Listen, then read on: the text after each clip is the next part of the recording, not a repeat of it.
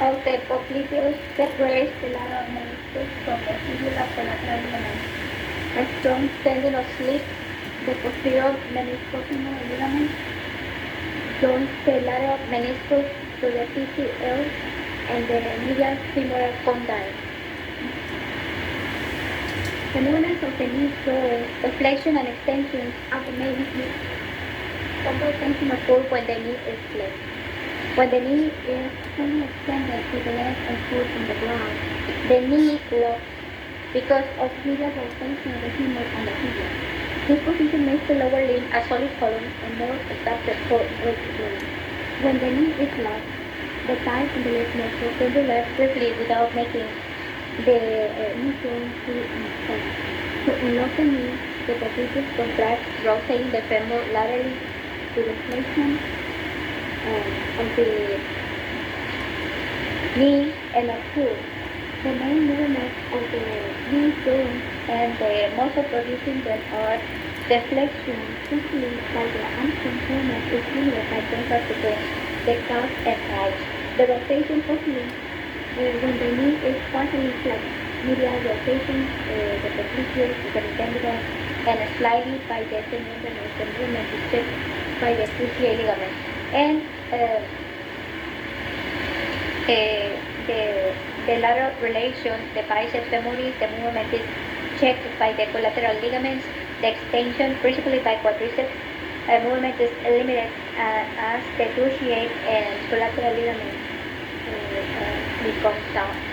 Take a look in your atlas, the dissection of the muscles of the right gluteal and posterior thigh region, and also the ligaments of the knee joint.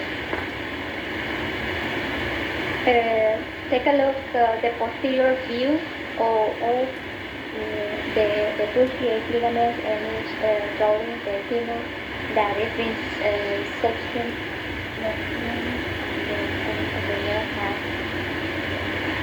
Right, that is removed. Take a look at the cruciate ligaments and menisci at the knee joint in your atlas, right? Then the blood supply of the knee joint, the arteries supplying the knee joint are genicular branches of the femoral popliteal and anterior and posterior recurrent branches of the anterior tibial recurrent and circumflex tubular arteries, which form the genicular anastomosis around the knee. The middle genicular branches of the popliteal artery penetrates the fibrous capsule of the knee joint and supply the cruciate ligaments, synovial membrane, and peripheral margins of the meniscus. The innervation of the knee joint, the nerves of the knee joints and branches of the obturator femoral tibial and common nerves. The bursate around the knee joints, bursate around the knee joints, because most tendons run parallel to the bones and pull lengthwise across the joint during this movement. Subcutaneous bursate, which is prepatellar and intrapatellar bursate, are also at the convex surface of the joint because the skin must be able to move freely during movements of the knee. The four bursae communicate with the synovial cavity of the knee joint, suprapatellar bursae, popliteal bursae, anterior bursae, and gastrocnemius bursae. The most important bursae around the knee are known as the large suprapatellar bursae. Right. You can take a look at it, which one of them is the and the gastrocnemius too. The most important bursae around the knee, right.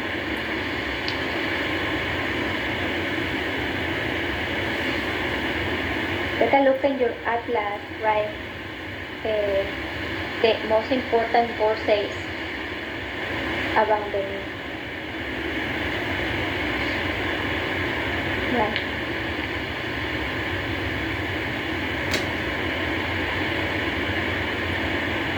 The large suprapatellar bursae, we're saying, is especially important because an infection in it might spread to knee cavity. Although it's developed separately from the knee joint, it becomes continuous with it. Right. Take a look at the arterial anastomosis around the knee and in your atlas, right? So you can right, take a look at the tibiofibular joints, right? The arteries and the nerves of the leg. Movements at the proximal tibiofibular joint is impossible without movements at the distal joint. The proximal tibiofibular joints,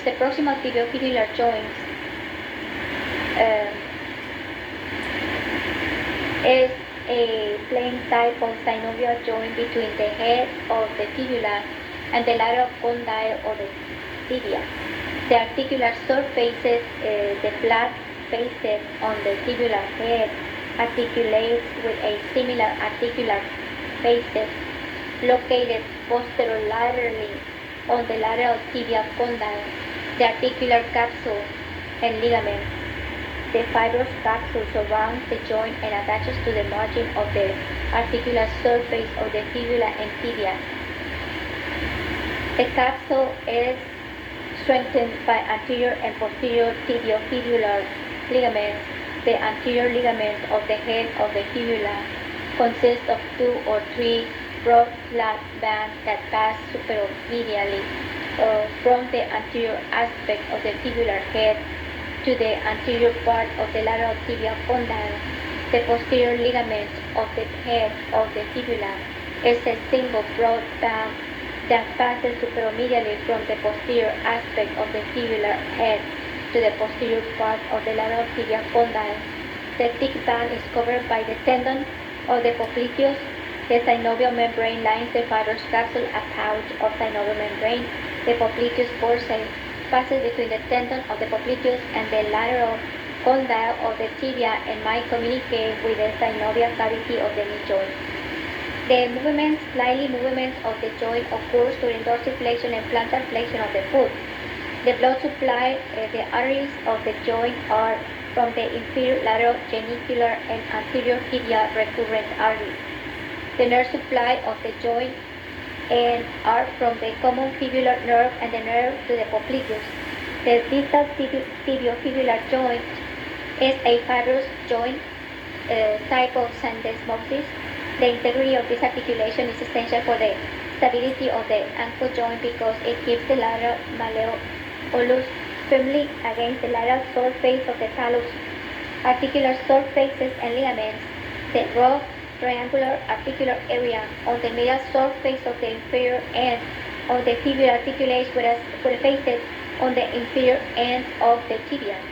The strong interosseous ligament continues superiorly, which the interosseous membrane forms the principal connection between the tibia and fibula. The joint is also strengthened anteriorly and posteriorly by the strong anterior and posterior inferior tibiofibular ligaments.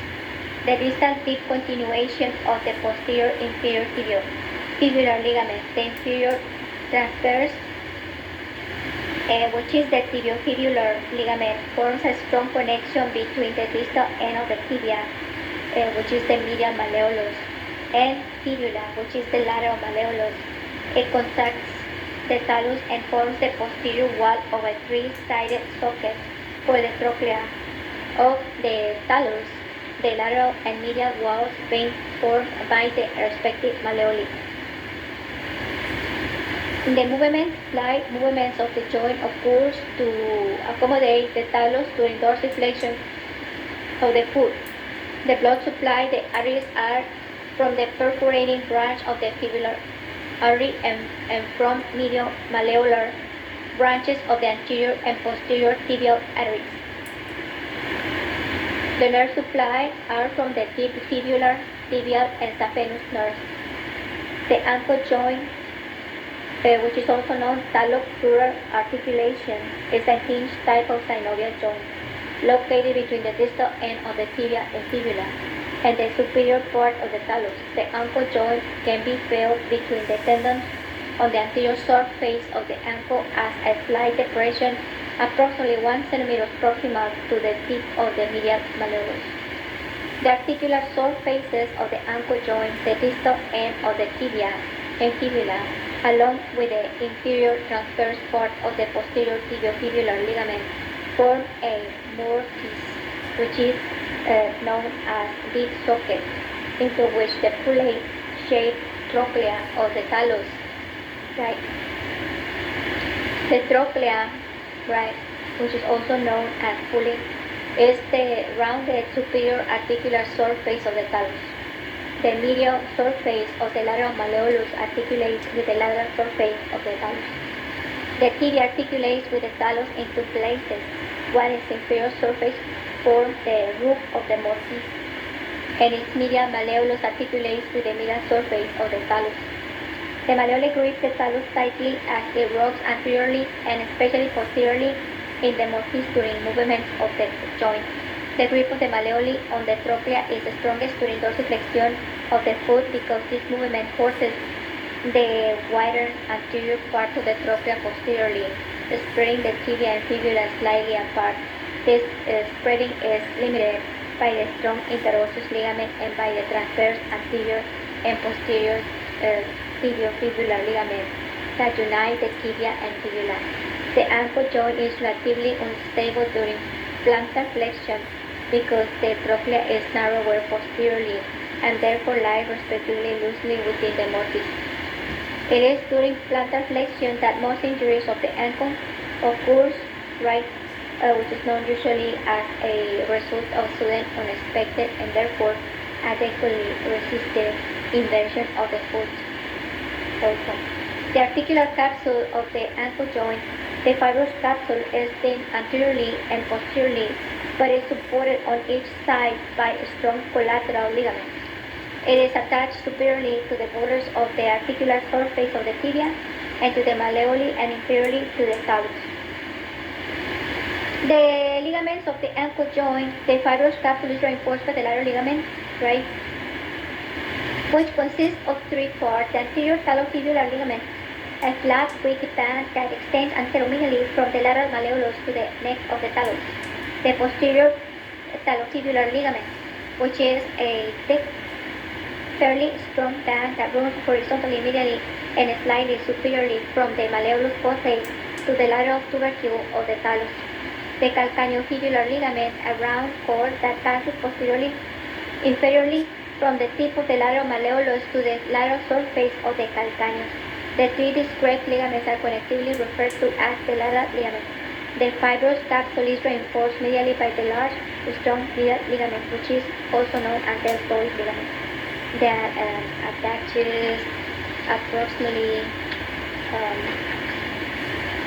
to the medial malleolus. The medial ligament has fibers that fan out from the malleolus and attach distally to the talus. The calcaneus and naviculum form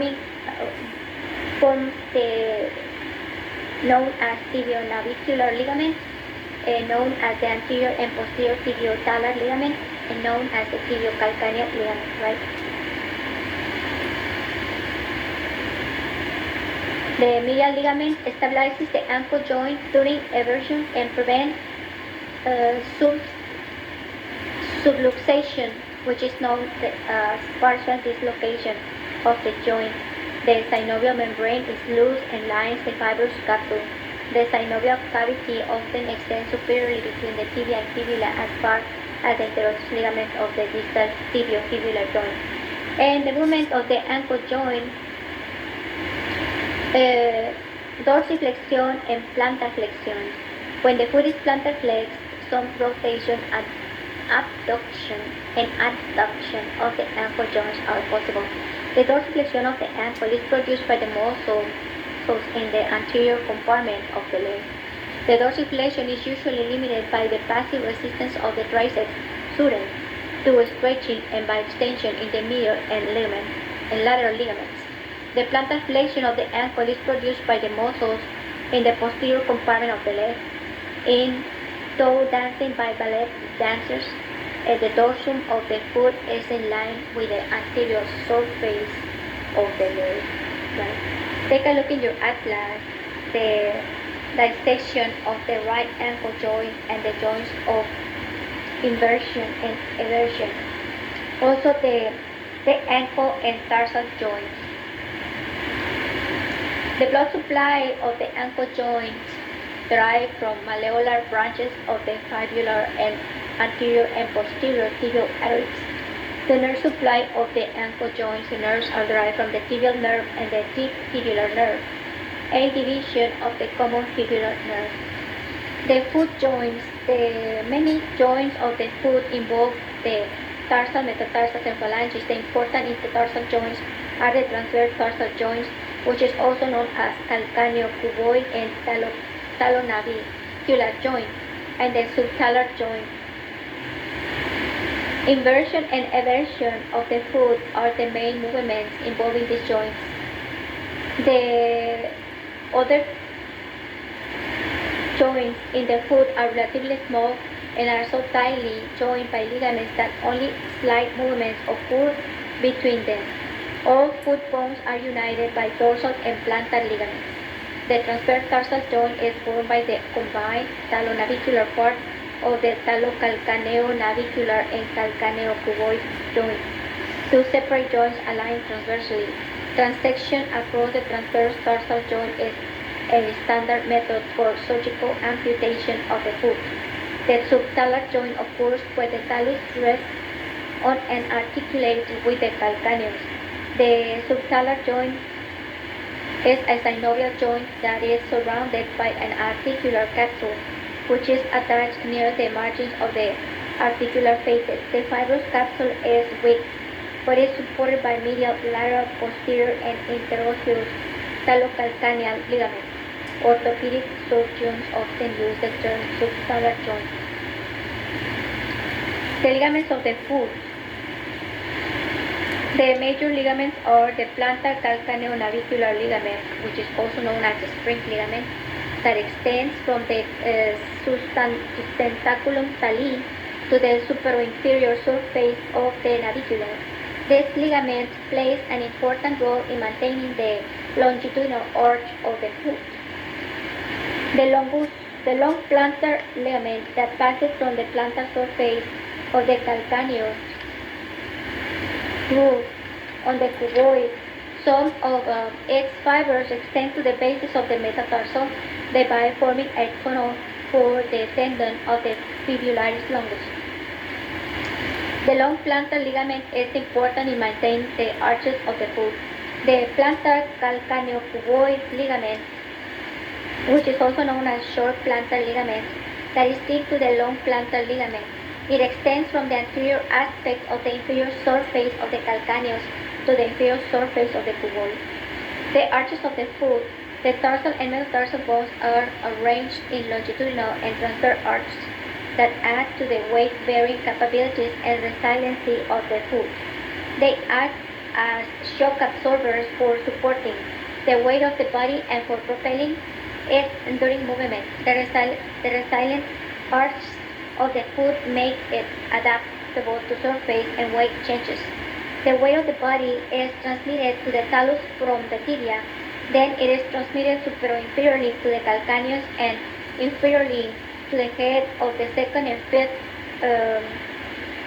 the head of the second to the fifth metatarsals and the sesamoid of the first digit. Between those weight-bearing points, right? Take a look in your atlas, the plantar ligament, right? And with all the names, the deep dissection of the toe of the foot, right? Where is showing the attachments of the ligaments and the long tendons of the leg muscles, right? They were saying that between those weight-bearing points are the relatively elastic arches of the foot that become slightly flattened by body weight during standing, but they normally resume their curvature, which is known as recoil, when body weight is removed, right? Which like in the situation of sitting, right? The longitudinal arc of the foot is composed of medial and lateral parts. Functionally, both parts act as a unit with a transverse arch, spreading the weight in all directions. The medial longitudinal arch is higher and more important than the lateral longitudinal arch. The medial longitudinal arch is composed of the calcaneus talus, navicular, 3 cuneiform, and 3 metatarsals. The talar head is the keystone of the medial longitudinal arch. The tibialis anterior attaching to the first metatarsal and medial cuneiform helps strengthen the medial longitudinal arch. The fibularis longus tendon passing from the lateral to medial also helps support this arch. The lateral longitudinal arch is much flatter than the medial part of the arch and rests on the ground during standing. It is composed of the calcaneus cuboid and lateral 2 metatarsals. The transverse arch of the foot runs from side to side. It is formed by the cuboid, cuneiform, and bases of the metatarsals. The medial and lateral parts of the longitudinal arch serve as pillars from the transverse arch. The tendon of the fibularis longus crossing the sole of the foot obliquely helps maintaining the curvature of the transverse arch. The integrity of the bony arches of the foot is mainly because the shape of the interlocking bones, because the strength of the plantar ligaments, especially the plantar calcaneonavicular, which is also known as sprain ligament, and the long and the short plantar ligaments, because the plantar aponeurosis, which is also known the central part of plantar fascia, and the action of muscles throughout the bracing action of their tendons.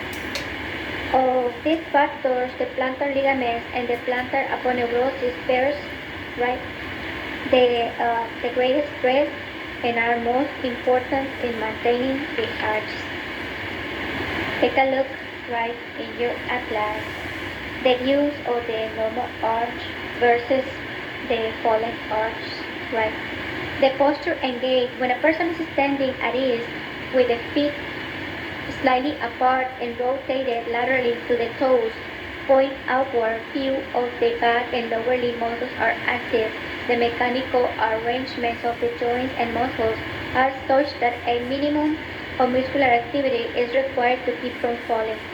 In the standing easy position, the hip and knee joints are extended and are in their most stable positions. The ankle joint is less stable than the hip and knee joints. Consequently, then forward swaying occurs. The calf muscles contract to prevent falling. Lateral stability is dependent on the fascia lata, iliotibial tract, tibial collateral ligament of the knee joints, and tibialis anterior. The larger muscle checks lateral sway at the ankle. Locomotion is a complex function. However, it is important to understand because disturbances of gait are indicative of disorders of the nervous system. The movements of the lower limb during walking on a level surface might be divided into swing and stance phases. The swing phase begins with pull off when the foot is off the ground and lasts until the heel strikes the ground. The stance phase begins when the foot is on the ground and is bearing body weight. The swing phase occupies approximately 1/3 of the walking cycle, and the stance phase 2/3. The push off to start the swing phase usually results from plantar flexion of the foot. If the triceps surae is paralyzed or the calcaneal tendon is ruptured, the push off can be accomplished less effectively by the gluteus maximus and hamstrings that extend the thighs at the hip joint. The swing phase also involves almost simultaneous flexion of the hip and knee joints, followed by dorsiflexion of the ankle joint. Usually the hip swings forward concurrently, rotation of hip to opposite side, involving the tensor fascia lata, pectineus, and sartorius. As the forward swing continues, the foot is dorsiflexed by the action of muscles in the anterior compartment of the leg, and the quadriceps contract to begin extension of the leg. The quadriceps and gluteus maximus contribute little to level walking but are active during walking up and down hills. During the late part of the three stance phases, the toes tend to flex and grip the ground. The long extensor and intrinsic muscles of the foot stabilize the toes and provide fixed distal attachments to that the long flexors and extensors can act on the leg. Stabilization is important during walking. Control of pelvis tilt is executed by the gluteus medius. When weight is borne on one lower limb during the stance phase, the pelvis tilts towards the ground on the free or swing side because of gravity. The hip abductors, gluteus medius and minimus, on the stance side minimizes this tilt. They contract strongly, acting on the pelvis from a fixed femur. During walking, the pelvic tilt alternates from side to side. The invertors and evertors of the foot are the principal stabilizers of the foot during the stance phase. They also help support the arcs of the foot during the stance phase, as do the intrinsic muscles of the toe. And until here, the chapter 5 is over. And all the training based on the first years, right? The first 4 years of medical training. If the students have the 350, 340 to 40 credits are enough. This is the basic 5 chapter related with the lower limb, right? Everything related. There is really nothing else unless the person is taking the specialty of the anatomist, or if they want to be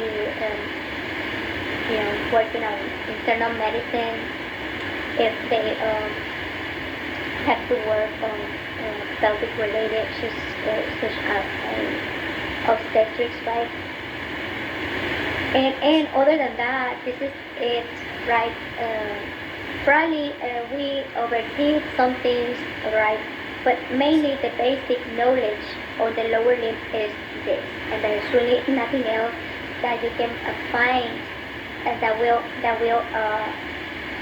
demand that you should cover or learn, right? Just be wise and use your common sense, right? And like we were saying, you don't have to go to the sea to take a shower, right? You just have to go and take a shower and where you can find a decent and clean water, right? To take a shower, and or you can get yourself into all these books, right, that you will never finish. And the semester is not the entire 4 years or review of all the books you have in the reference, but mainly to know those bases with the what's the lower limb, right, section. You want to know that you have to know your basics, that you have to know everything, all the muscles, all the veins, all the arteries, all the nerves, lymphatics that running through.